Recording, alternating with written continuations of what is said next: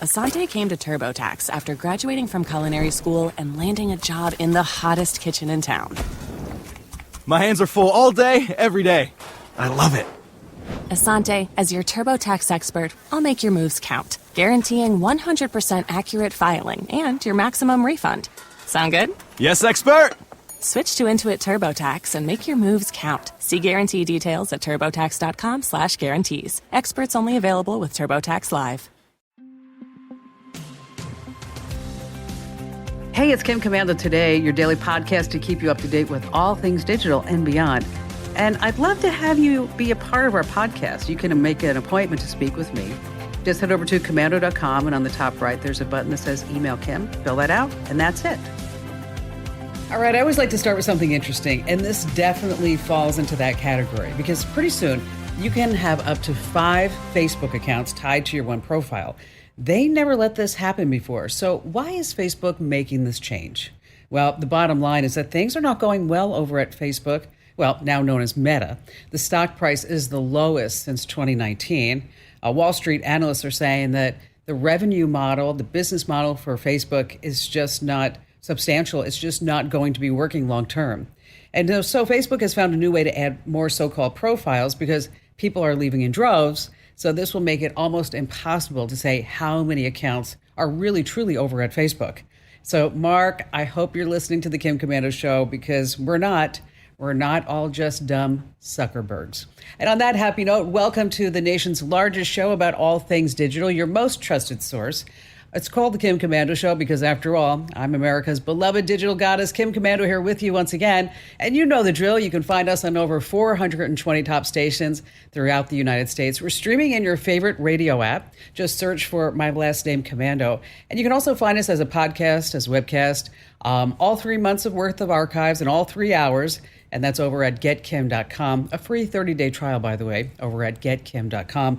And a special thank you goes out to all of our listeners on the American Forces Network Radio. I love you guys and gals. We're serving more than 375,000 American servicemen and women in, 175 countries and 200 ships at sea get the Kim Komando Show. And if you're just too shy to come on a national radio show and a big-time podcast, I get that. You can drop me your questions via email on our website. Just head to komando.com. And in the top right-hand corner, there's a link that says Email Kim. Just fill out the form. And I'm the only one that reads your emails, by the way. All right. Every single day, I probably look at 30 different websites. And I read all the press releases that get sent to me. People will also send me their white papers, industry insiders. I see TED Talks before they actually go out to the public. And I do this so that I'm up to date on all things digital. And this is part of the show where I like to pass along the top 5 things that are happening in tech news and what's happening around the world. And now that shareholders have approved Elon Musk's $43 billion Twitter purchase, $43 billion, wow. I did some research to get an idea based on Elon Musk's own words, what this new Twitter might even look like. Okay, right up front, this is only my opinion. I've been reading Elon Musk's statements, and he's made a lot of them. But first, I think a major big-time house cleaning is coming. The entire board of directors will be replaced by new members that are loyal to Musk and expect a lot of layoffs because a lot of Twitter employees, they're not happy that Musk is taking over. And Wall Street investors, they agree that Twitter staff is anything but stellar. Next up, these spam accounts. By the millions, they're going to be found out, they're going to be closed, and then lifetime bans imposed on users who did not advocate violence but were banned due to their political views are going to be lifted. And this includes the politicos like Mike Lindell, you know him, the pillow guy, Steve Bannon, Donald Trump, hundreds of others, and all just in time for the elections. And Musk wants to develop the Everything app that he was going to call X.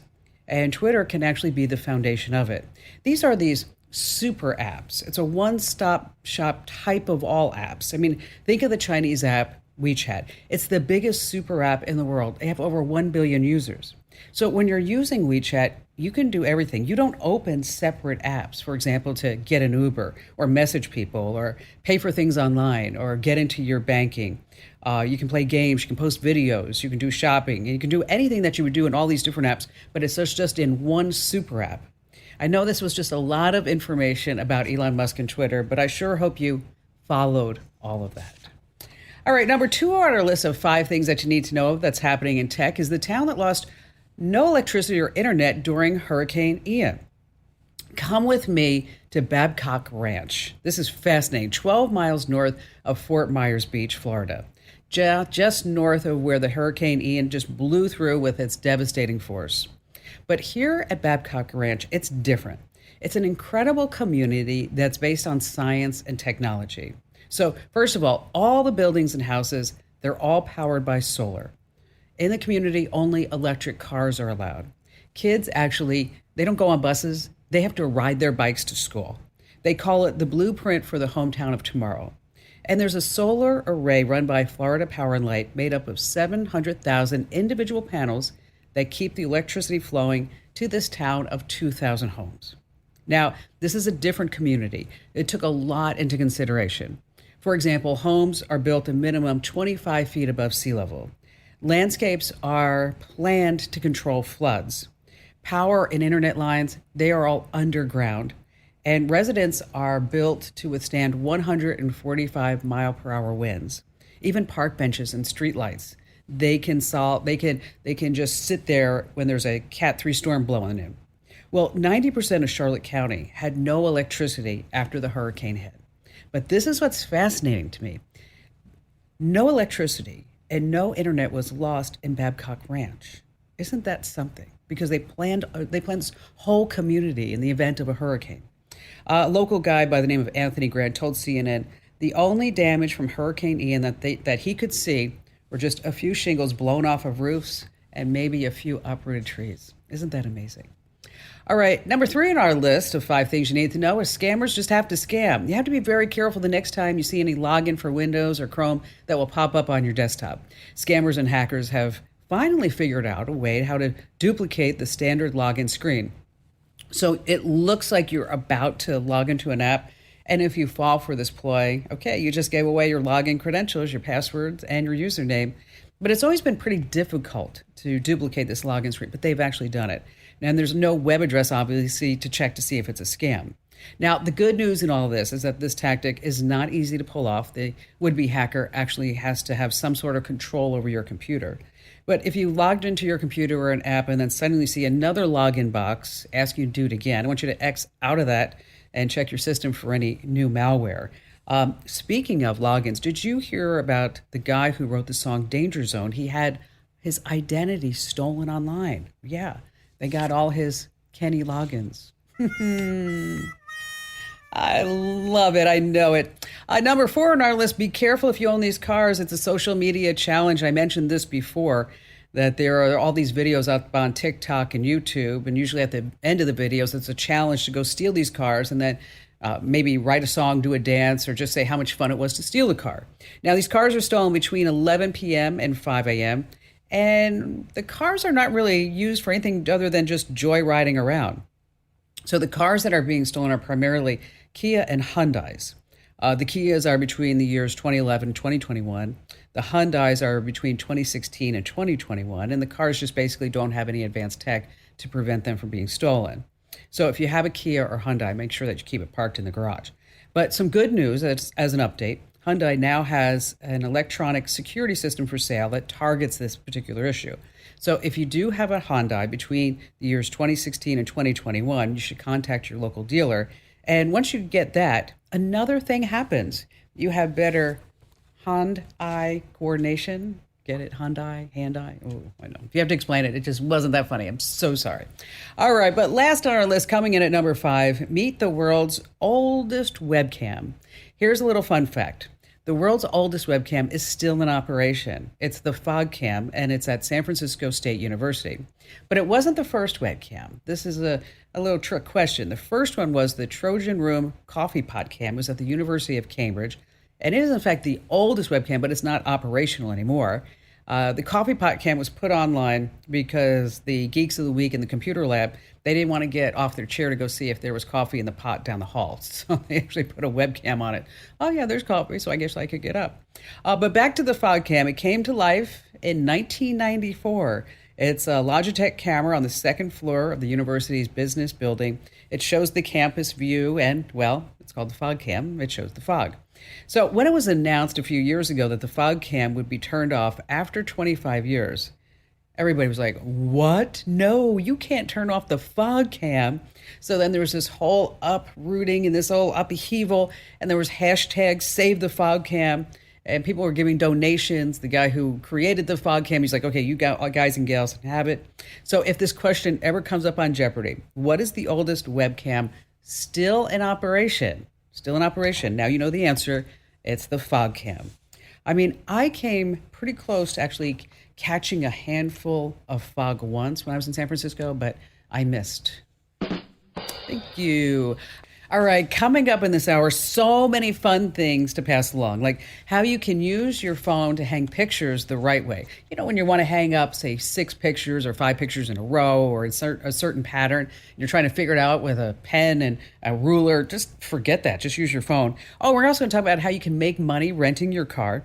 And our digital privacy tip, how you can stop websites from tracking you with these special URLs. And then later on, when I travel, there's a special thing that I do with my laptop, just in case somebody actually enters the room when I'm not there. I'm going to pass that along. And of course, we have all of your fantastic phone calls here on the Kim Komando Show. How'd you like to hear about how I saved $456 in just 5 minutes? I used an app called Rocket Money. Rocket Money is a personal finance app that finds and cancels your unwanted subscriptions, monitors your spending, and helps you lower your bills all in one place. Can you remember all the free trials and all the other random subscriptions that you've signed up for? Of course you don't, and that's what they're banking on. I love that with Rocket Money, I can see all of my subscriptions in one place. Then if I see something I don't want, I just tap to cancel, and I never have to get on the phone with customer service.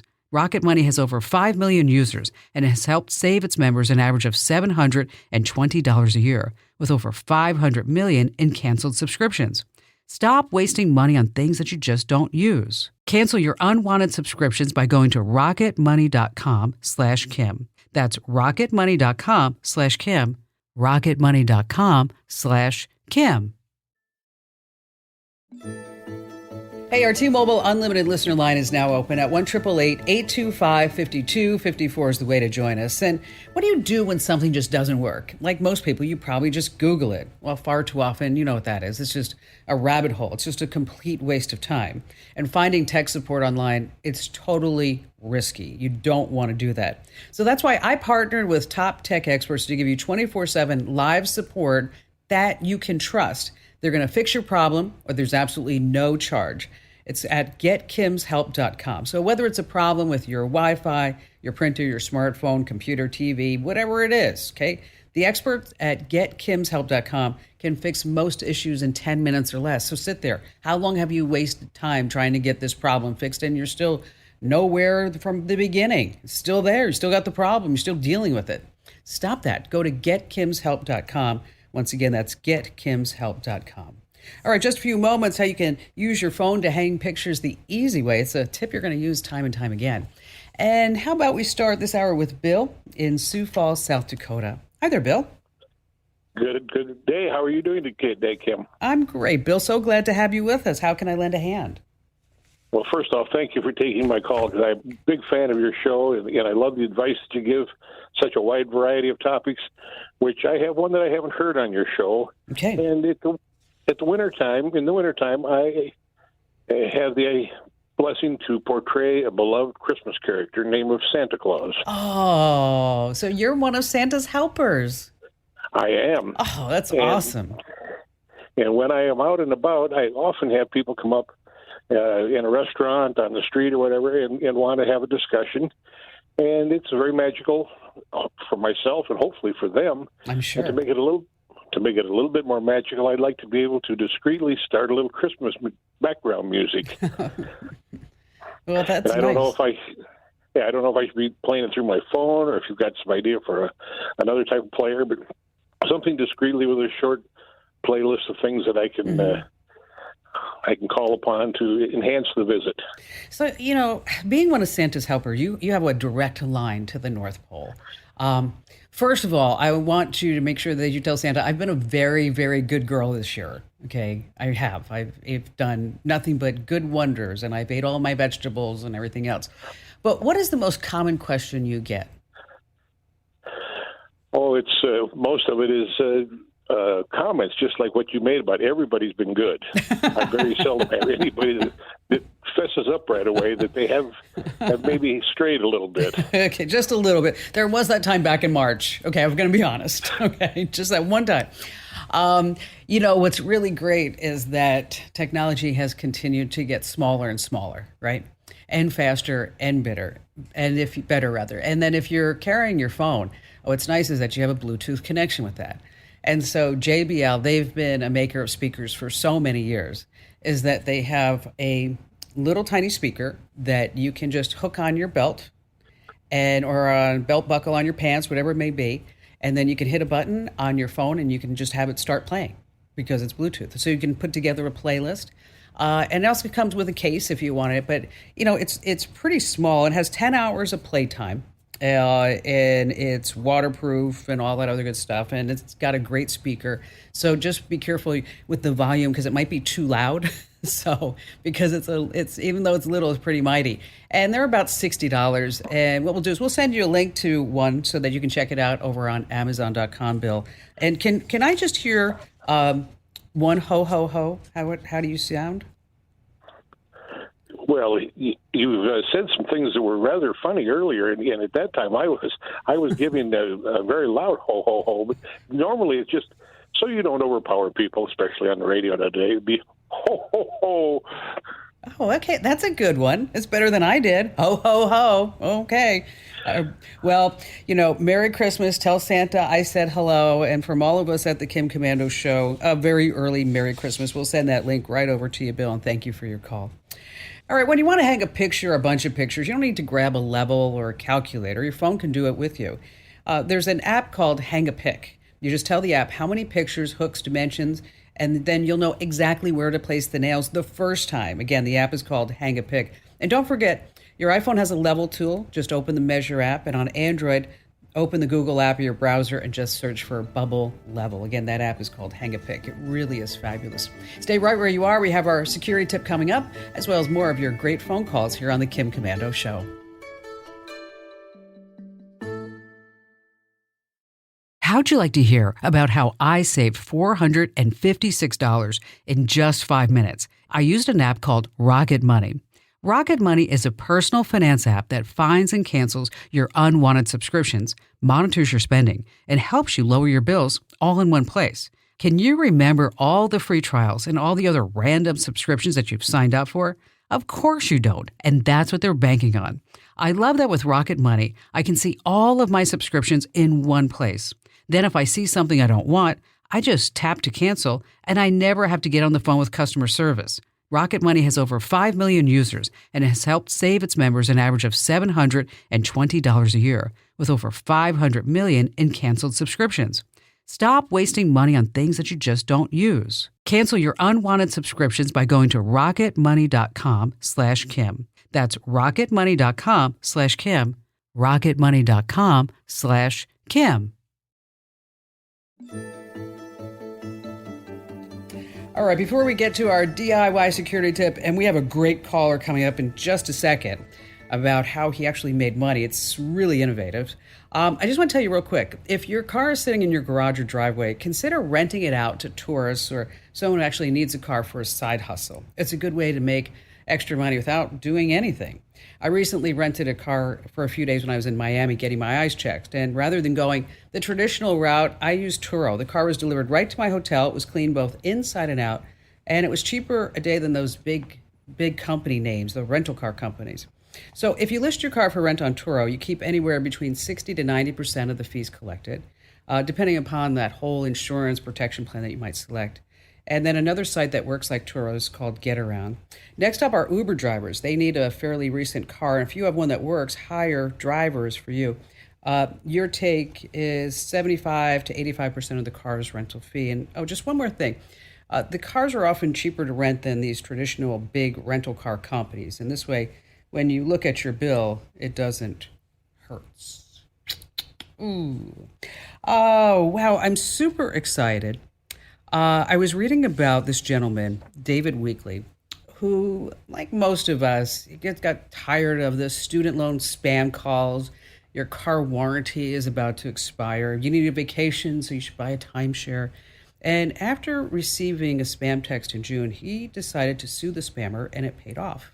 And David ended up with a $1,200 check.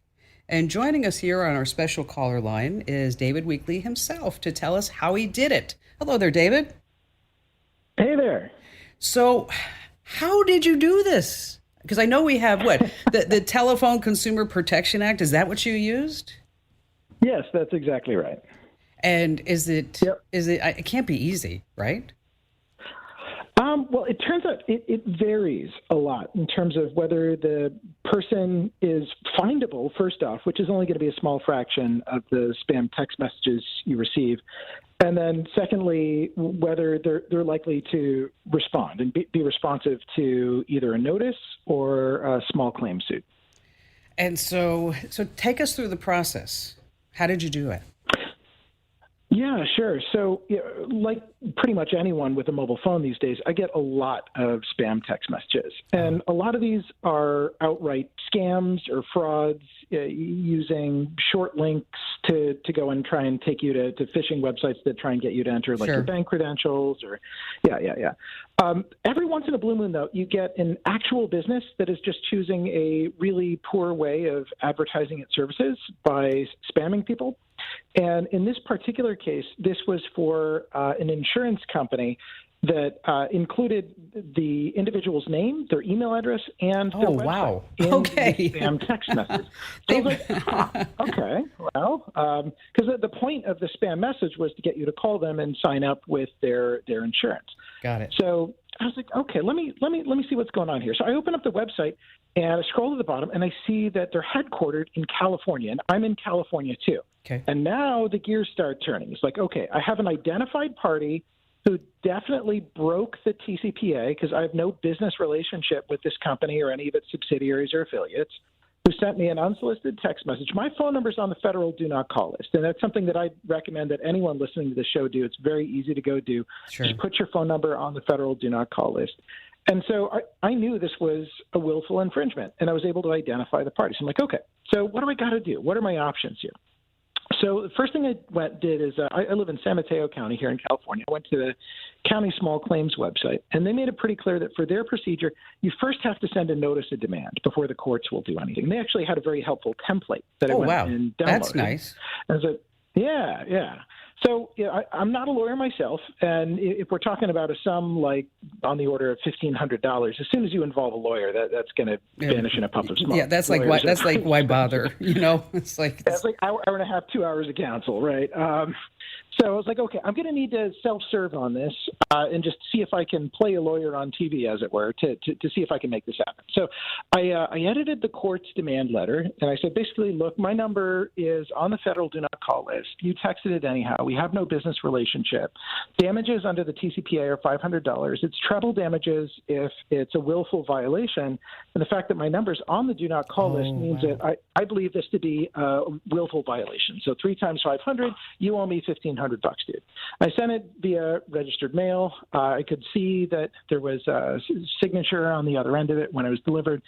Still didn't hear anything back. I gave the guy 10 days to go and respond. That's fair. Yep. And so after 10 days had passed, I went back to the court and filed a small claim suit against this entity for $1,500. And I found a process server that was nearby them that was able to serve them. That cost me about like $90. It was about $30 in court costs to go and file the small claim suit. And about 24 hours after he had gotten served with the suit, that's when I started getting some text messages and calls and emails from this individual. Apparently, the notice of demand was basically ignored, but once he had a summons to a court case, then he was willing to go and check. The little things like that might catch somebody's attention, right? So yeah, like you've been served with a lawsuit. Like, maybe I should figure out what's going on here. So, so he called me, and I actually had some amount of empathy that he was just trying to drum up business. He used a third-party broker that did the spamming, and he said, hey, look, is there any way we can come to an arrangement here? I was like, well, look, tell you what, why don't we call it $1,200 versus $1,500? You technically owe me, and I'll also eat all the court costs, the process server, all that. And he said, okay, fine. And about a week later, in the mail, I get a check for $1,200, and I go ahead and drop the case with small claims. But it was that moment when I opened up the letter and there was a check in there for $1,200. I was just like, this is kind of amazing. Somebody spammed me, and I got mad about it, and I did a set of things, and now there's a check. And in all honesty, there was about 4 hours I spent total. I was going to ask you how many hours. I was going to ask you that. Yeah, researching this, executing this, going and sending the note, doing the online filing with the county, doing the work with the process server, and time with him on the phone. And so it's like $1,200, 4 hours. That's not a bad hourly rate. No, that was pretty good. That was pretty good, Dave. Now, you were lucky though, because you had all the contact information. Because most of the time, it's really hard to. Almost impossible to find out who sends you a spammy text message. Yeah. So it turns out there's sort of 3 drop-off points. So I've gotten a chance to talk with some people who are in this industry. And so first off, most spam text messages, you're only going to be able to identify the sender at about 5% of the time. That doesn't actually mean there's nothing you can do. So for instance, a lot of spammers use bit.ly to go and cloak the link they're using. But Bitly and a bunch of these other services are actually pretty responsive to abuse of their services. So you can write into them and say, hey, I got a spam text message that uses this Bitly link, and they'll go and take down the link. And in theory, if they're doing their jobs right, they'll take down the account behind it as well. And so just things like that will take you about 30 seconds to do and increase the friction, just make it more difficult economically for spammers to continue to spam. So that was the first thing I got lucky on. The second thing I actually found out post hoc I got unlucky on. Turns out that for a lot of respondents, once you're able to identify them and you send them a formal notice of demand, they'll get back to you at that point, and they'll be interested in settling because the legal language is this person really is going to take it to trial. Never say I'm going to call my lawyer, right? No, you present a notice of demand, you present a summons. You actually exercise the law. You don't threaten to do that, right? So for a lot of folks, they will actually settle just on the notice of demand, and that was not enough for this guy. But they were actually willing to go and settle before going to small claims. And apparently what happens for a number of folks is they'll just not show up at small claims. And the good news for you is now you have a summary judgment against them. The bad news is that actually collecting that summary judgment on them can be kind of a pain in the butt. I haven't had to do this, but I've heard stories from people who have. And in theory, there are things like you can figure out who they bank with and go to the bank with the sheriff and the. That's a lot of work, right? Summary. Yeah, and then at the point that you're talking about $1,000, maybe not. If it's $50,000, it's worth your time to go and figure all that out. I think I would do that for $50,000. For $1,000, then you're well, I don't know.